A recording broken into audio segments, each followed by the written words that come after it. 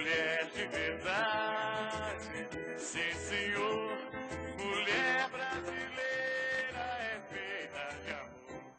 Olá, voltamos com o programa AltV Mulher, os nossos internautas aqui perguntando, mas que bela entrevista que nós tivemos, esclarecedora, os internautas bravos que a gente compra petróleo da Venezuela, e o nosso economista colocou aqui, nós só compramos derivados. O que é bom entrevistar quem pode colaborar com a rede AltV. Bem, agora eu estou com um tema também fascinante, fascinante. Olha, tá vendo isso aqui? Esta versão aqui tem 100 anos. O que é? É Fábulas de Êxopo. Com certeza você já ouviu falar, ou já leu, já se interessou. Por isso que eu estou recebendo aqui com muito prazer o psicólogo Mauro Rubens da Silva. Que bom tê-lo aqui no programa AltV Mulher, falando sobre as Fábulas de Êxopo. Eu gostaria de saber em que momento você teve encontro com essas fábulas. Aproximadamente 5 anos atrás, eu retomei as fábulas, na verdade, que vêm da minha infância, né? E comecei a traduzir essa versão, que tem 100 anos. Êxopo, na verdade, o autor foi um escravo grego e ele viveu a 650 aproximadamente antes de Cristo. Então temos 2.000, quase 2.700 anos de vida dele. E outras pessoas foram traduzindo e fazendo outras versões. Aqui no Brasil, Monteiro Lobato mesmo fez uma versão das Fábulas de Êxopo. E essa versão que eu traduzi, talvez tenha sido a que o próprio Monteiro Lobato traduziu. Essa tem 100 anos, faz 100 anos esse ano, foi de 1912. Mauro, quem não conhece Êxopo, você já nos colocou que ele foi um escravo grego. Agora me diga um negócio aqui. Lembra um pouco, para associar a essas fábulas? Quem não lembra do ditado quem muito quer nada tem, vem de uma fábula dele, que aqui no Brasil ficou conhecido como a galinha dos ovos de ouro, né? Que é a história da galinha dos ovos de ouro, que a pessoa tinha aquela galinha e ela resolve matar a galinha para pegar todo o ouro, só que aí ela perde, porque a galinha para de botar os ovos de ouro. E aí veio esse ditado de quem tudo quer, nada tem. Uma andorinha só não faz verão, é outra fábula de Êxopo que conta essa história dessa andorinha. Qual mais? A necessidade é a mãe da invenção, outra fábula de Êxopo. Então ele criava aquela moral da história que a gente ouvia falar quando criança, na maior parte das fábulas de Êxopo, que tinha uma moral da história. Bom, essa é uma memória da sua infância. Sim, sim. Eu acho que de muita gente, você imagina, há 2.700 anos, isso vem sendo contado para adultos e crianças. É que acho que para criança aquilo é mágico, né? Ela ouvia aquela história daqueles seres que são os bichos que falam e que sentem e que pensam e que ouvem. Sim. Quem contava essas histórias para você? Essas fábulas para você? Como eu disse, provavelmente, eu não me lembro qual versão que eu vi, mas provavelmente foi a de Monteiro Lobato, na escola. Se alguém pediu, seus pais? Meus pais talvez. Vocês sentavam em roda, conversavam sobre isso? Em que momento sua mãe, o seu pai, o seu cuidador introduziu as fábulas? Eu me lembro que foi muito mais da escola, né? Eu tive boas escolas, graças a Deus, embora fossem escolas do Estado. Naquela época as escolas do Estado eram muito boas. Eu estudei no CEDOM, era uma escola que tinha piscina, tinha teatro, era uma escola modelo. Né? Nossa, nós fomos colegas contemporâneos, então, porque eu estudei na Albino César. Você estudou na Albino. Dois grandes colégios estaduais da Zona Norte, que tinham um grupo de teatro maravilhoso, não é? Agora, esta memória infantil sua, que você tem essa lembrança desde a criança, não é? Aí chegou um tempo na sua vida, já formado, e você fez a opção de resgatar essa memória. Isso começou em 97, eu fui fazer um mestrado em psicologia clínica mesmo, na PUC, e resolvi estudar realidade virtual, né? Que era o uso da realidade virtual na psicologia clínica, foi minha dissertação. Para entender isso, eu acabei me envolvendo com softwares, acabei me envolvendo com vídeo e a partir disso entrei mais profundamente nesse mundo que seria o mundo virtual, o mundo digital. E agora, a partir de 2007 e 2008, eu resolvi fazer essa tradução e já pensando naquela época em que ele tivesse esse caráter que naquela época chamava-se multimídia. Né? Então ele tem em áudio, se você entrar lá em livrointeligente.com.br, você vai ver esse texto em português, em inglês, em áudio, em português, em áudio em inglês. Ele tem lá imagens, né? Tem algumas ilustrações ainda da época original. Tem novas ilustrações sendo feitas pela Kiki Jaguaribe, que se ofereceu para fazer as ilustrações modernas dessa versão. Tem também eu próprio fazendo agora o audiovisual dessa versão, que ele vai ter, vai alcançar as crianças que não sabem ler, e às vezes até... Peraí, como é que chega por imagens em crianças que não sabem ler? Eu acho que tudo que você colabora para formação da criança e do adolescente é fantástico, não é? Porque esse mundo lúdico, esse mundo do conhecimento, esse mundo da busca, da criatividade, que é da liberdade, né? Você como psicólogo sabe muito disso. Como que você introduz esse Então, por trabalho? exemplo, eu vou usar teatro de sombras. Através desse boneco que seria feito com sombra, eu vou contar as histórias que o Expo conta aqui em texto, eu vou contar visualmente, com uma trilha sonora, de uma outra forma que isso vai alcançar até mesmo também, não só... Como o livro inteligente ele tem uma preocupação de ser acessível. Então lá, por exemplo, quando você vai ouvir... por que tem que ser ouvido também? Porque tem gente que é cego. Ela não vai ter, às vezes, o acesso em braille, mas ele pode ir lá e ouvir a Fábula de Êxodo. Essa versão também em imagem vai servir para uma pessoa com deficiência mental ou um jovem, uma criança que não saiba ler, poder ter acesso à E uma fábula. pessoa surda? Pessoa surda, ela já vai ter acesso. Essa vai ser uma coisa que eu deveria fazer por linguagem de sinais. Certo. Mas está no projeto de eu fazer esse audiovisual junto com linguagem de sinais. Então você trabalha com as transmídias. Isso. A transmídia é uma coisa que é muito comum nos grandes estúdios de Hollywood. E agora está chegando um pouco aqui, com o Castelo Rá-Tim-Bum aconteceu isso, a TV Cultura tem toda uma programação pensada em termos de transmídia, e esse talvez seja uma coisa um pouco de guerrilha, até uma coisa pequena, mas que eu estou pensando em termos de transmídia. Ou seja, a pessoa vai ter acesso às Fábulas de Êxodo, não só em texto inglês e português, não só em áudio inglês e português, não só em audiovisual, ela vai ter, às vezes, uma camiseta escrita uma Fábula de Êxodo, ou então com uma ilustração que conte uma história da Fábula de Êxodo. Enfim, a ideia da transmídia é você transpassar essa história, você contar uma história em várias mídias. Você está resgatando, então, essas fábulas? Sim, isso? Sim. Porque eu acho que houve uma geração que ficou um pouco sem. Sim. Eu acho que ele não fez muito parte... Dessa nova geração, não. Dessa nova geração, ou de 2, 3 atrás também, não? Sim. Eu lembro que talvez até pela fama de Monteiro Lobato, tenha chegado a nós. Mas não temos outro Monteiro Lobato, e eu não pretendo ser outro Monteiro Lobato, mas seguir o mesmo caminho dele, pegando essas fábulas que são preciosas, elas têm 2.700 anos, não é à toa, elas vêm enriquecendo a humanidade há 2.700 anos. Que beleza, né? E não se perderam, né? E não foram deturpadas. Não, com certeza. Não é? Elas fazem parte de um momento contemporâneo, e é maravilhoso esse teu projeto. E o nosso internauta pergunta aqui, nas outras comunidades, outros países, ele é muito mais conhecido que no Brasil? Olha, boa pergunta. Não saberia te dizer se ele é... então, essa versão é de 1912, eu não sei se tem versões... É que essa é uma versão que já está em domínio público, então eu preferi trabalhar com essa. Mas talvez já tenha algumas outras versões para se fazer. Não sei na Inglaterra, não sei na própria Grécia, o quanto as fábulas de Êxodo são cultivadas. Mas a minha ideia é que é levá-la adiante. Então, essa versão, que já está bem moderna, digamos assim, no sentido de acessível ao maior número de pessoas, a ideia é que ela chegue a mais gente. O teatro já usou as fábulas de Êxodo?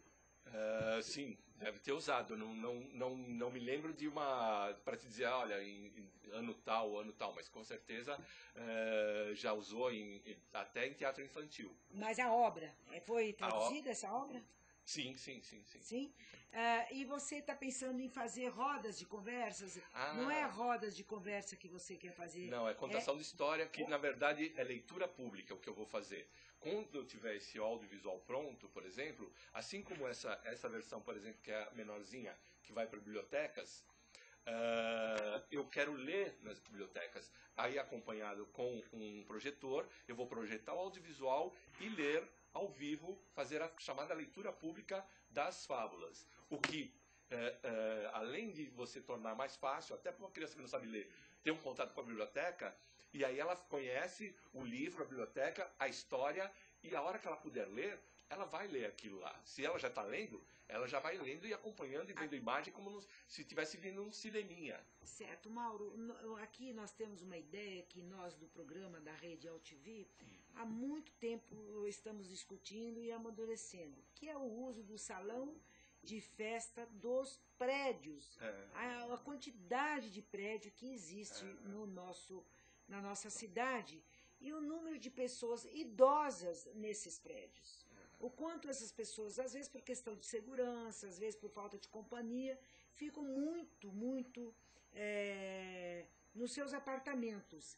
Por que esse teu projeto não pode partir para uma leitura para a terceira idade? Sim. Eu fiz um pouco do que eu sei de leitura pública, foi com a Hélida Marques, que é uma atriz e leitora pública ótima, né? E ela lê Graciliano Ramos, né? Eu posso, assim como eu posso ler Êxodo, ou o que cada um queira ler. E ela mesma me contava que isso se origina entre o século XVIII e XIX, nas charutarias, fazendo esse charuto em Cuba, eles contratavam uma pessoa para ler enquanto eles faziam o charuto. Então a tradição da leitura pública vem de 1700, 1800. E é uma coisa gostosa, de você ouvir alguém lendo para você. E lendo publicamente, quer dizer, não é só para você pessoalmente, é lendo para um grupo de pessoas. Essa é um pouco a ideia. Você que tenha aí eu tive que treinar melhor minha dicção, lógico, eu não sou um locutor, mas para fazer isso em áudio eu tive que melhorar. Agora estou tendo que melhorar mais ainda. Ela é uma atriz, a Hélida Marques, lógico, eu não sou um ator, mas eu vou fazer o melhor que eu puder, por isso que eu também estou usando um pouco do audiovisual para me ajudar a criar o clima. Eu acho que nessas leituras públicas, o que vale é o sentimento. Sim. O que vale é a interação. E é isso que você tem que passar, né? Não é a interação, é a emoção de como as pessoas participam, como as pessoas são tocadas e como as pessoas saem melhores dessas leituras, não é? Então, eu acho que nós falamos tanto da violência e nós precisamos trazer novos ingredientes. Um desses ingredientes de desconstrução na violência é exatamente a leitura pública. Você ocupar os parques, as praças, não é? Ela fez agora em Itu, ela está em Itu, e eles fizeram lá uma semana literária, e ela leu na praça pública de Itu. Aí fez um sarau, depois se toca música, então faz leitura junto com música, que é tudo de bom, né? Lógico. Aí, assim você começa com os indicadores da violência bem menor. E perguntam a você se você também faz como os médicos da saúde, médicos da alegria. Os doutores da alegria? Doutores da alegria, se você também vai para a rede hospitalar, orfanatos, asilos, se você também... eu ainda não fui, eu pensei que de início, eu pensei em bibliotecas e ONGs ligadas à educação. Mas nada me impede realmente que eu faça isso, inclusive eu venho da área clínica, né? Não teria problema algum em fazer em hospitais. Eu talvez tivesse que adaptar, talvez tivesse que ser mais, porque você vai ter que conquistar uma audiência que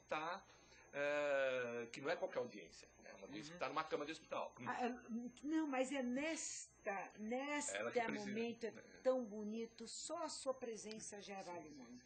Eu vejo que eu participo muito dessa área, você vai em muitos leitos, a pessoa fica dias, meses, sem uma presença de um familiar, sem a presença de uma visita.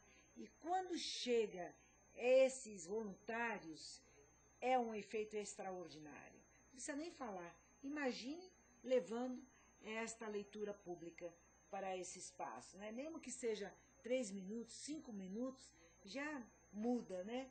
É como uma brinquedoteca no hospital, não é? Para umas crianças que ficam em um hospital internadas sem brinquedoteca, é um horror, é uma descontinuidade daquilo que ela vive no seu mundo familiar. Quando ela chega num hospital, tem a brinquedoteca, o impacto é muito menor do tratamento, do sofrimento, da relação da internação. De fato, não tinha sido, não foi o meu foco principal, mas você está abrindo mais um mundo. Isso aí realmente é um mundo, é um projeto para toda a vida. Esse é o primeiro volume, são 11 volumes. Por isso eu estou fazendo muito experimental nesse primeiro volume, para poder chegar a um formato que realmente agrade as pessoas, que fique redondinho, né, para eu poder multiplicar ele por esses outros 10. Agora, Mauro, quando você estava no mestrado, na PUC, fazendo seu mestrado, as pessoas te perguntavam por que fábulas? Não, no meu mestrado não tinha, nem tinha. O meu mestrado foi sobre realidade virtual, o uso da realidade virtual na psicologia clínica. Que daí que eu fui me envolver com o mundo digital, e agora que eu retorno um pouco para a história das fábulas, porque eu queria voltar para o livro. Eu queria que... a gente imagina que você coloca no site e todo mundo vai ver, mas nem todo mundo tem internet. Existe a África toda, nossa Amazônia toda provavelmente vai precisar de um livro, só vai chegar... Eu, recentemente, ajudado por uma amiga, levei até Belém do Pará, por exemplo, que é na Amazônia legal, mas não é a selva, né, de fato. Mas eu espero que isso chegue aos lugares mais longínquos, e que uma criança possa ver na lamparina essa história, possa ler essa história, ou alguém leia para ela, num lugar mais longínquo. E é tão bonito que você está resgatando aquilo que é mágico, né? Que é fábulas, que é contos, né? Que é histórias, que é piquenique. Como é bom uma criança que faz piquenique com o seu familiar, né? Esteve aqui comigo o Cortez, o editor Cortez, e que ele também escreveu um livro que diz o editor, o livreiro que se tornou, o editor que se tornou livreiro, uma coisa mais ou menos assim. E ele está levando também para todas as comunidades rurais, indígenas, quilombolas, a questão da leitura. E ele diz que a partir da leitura a vida dele mudou, né? Ele que também é lá de cima do Maranhão. Então, essas contribuições que a gente pode dar para que realmente mude a sociedade, as pessoas, né? Leitura é um diálogo sempre entre você e um autor, né? E é importante estabelecer esses diálogos, esses contatos, né? E a pessoa, quando ela começa a ler, ela começa a dialogar com aquele autor, assim como ela vai começar a dialogar consigo própria. Ela vai começar a raciocinar melhor, ela vai começar a pensar de outra forma, a ver que tem um outro. Então, o mundo da leitura é quase a nossa inserção dentro da sociedade. As pessoas que tem, hoje em dia se fala do analfabetismo funcional, né? Que a pessoa sabe ler, mas não entende, é essa falta de diálogo que ela tem com o que ela está lendo. Ela está lendo mecanicamente, mas não está pensando sobre o que ela está lendo. Esse pensar sobre o que você lê, e as fábulas de Jesus nos fazem pensar, de fato, que tem que ser feito desde criança, você ser ajudado, às vezes pelo professor, mas ir chegando a raciocinar, a usar sua mente em sua plenitude. Ler é isso, de fato. Um dos nossos internautas está pedindo para que você possa ler alguma das fábulas do Êxopo. Deixa eu ver, tem uma aqui bacana. Vamos ler então a que originou o ditado "Uma andorinha só não faz verão". Você está nessa edição que... É o primeiro volume. Aqui. Primeiro volume. Da Fábulas de Êxopo em inglês e português. Eu vou ler em português, mas tem a versão em inglês também, em áudio. Se encontra em qualquer livraria? Não. Só tem no site, e ela então, ela tem uma coisa importante que eu chamo, que é o donationware. Do software, a gente pega essa coisa, tem o freeware, tem o shareware e tem o donationware. O que é o donationware? A pessoa fazia um software e ela não cobrava nada. Ela pedia que você desse um donativo para ela, para ajudá-la a continuar a desenvolvendo. E é isso que eu peço, que as pessoas façam o donativo para mandar o livro para uma biblioteca, para eu continuar o projeto, para você ficar com o livro. Então, quando você doa uma quantia, você ganha essas duas. Ok. E aí você pode doar uma dessa para uma biblioteca. Ok. Você fica com essa para você, doa dessa. Ou se você quiser, você lê e doa as duas. Duas, lógico, é melhor ainda. Né? Então, a ideia é estimular essa cultura da dádiva, se chama a cultura da doação, a cultura da generosidade, do amor. Né? E aí, vamos lá, o perdulário e a andorinha. Um perdulário que tinha desperdiçado sua fortuna e não tinha nada, exceto as roupas com as quais se levantou, viu uma andorinha, um belo dia, no início da primavera. Pensando que o verão tinha chegado e que pudesse agora ficar sem seu casaco, foi e o vendeu pelo que valia. Uma mudança, porém, teve lugar no tempo, e veio uma geada cortante que matou a desafortunada andorinha. Quando o perdulário viu o corpo dela morto, ele exclamou: "Pássaro miserável, graças a você eu mesmo estou morrendo de frio. E aí que vem a moral da história, que é uma andorinha só não faz verão. Ele viu uma andorinha, achou que já era verão, como ele era um perdulário, foi lá e vendeu o seu casaquinho e se colocou a morrer num risco de vida, de fato.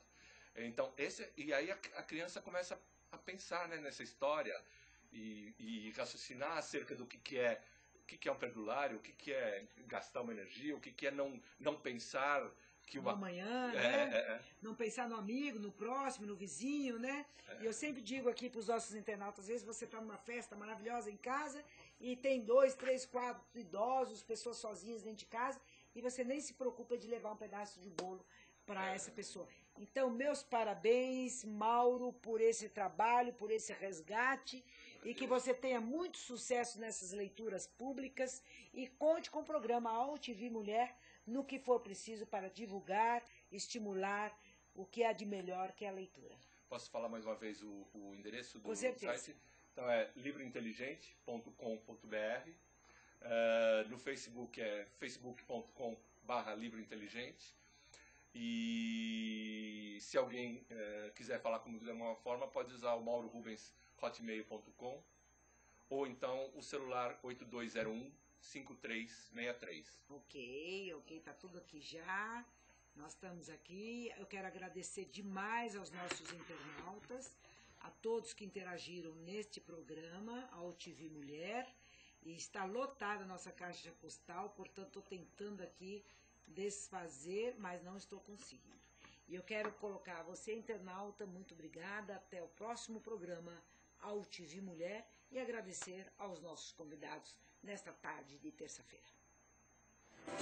Mulher de verdade.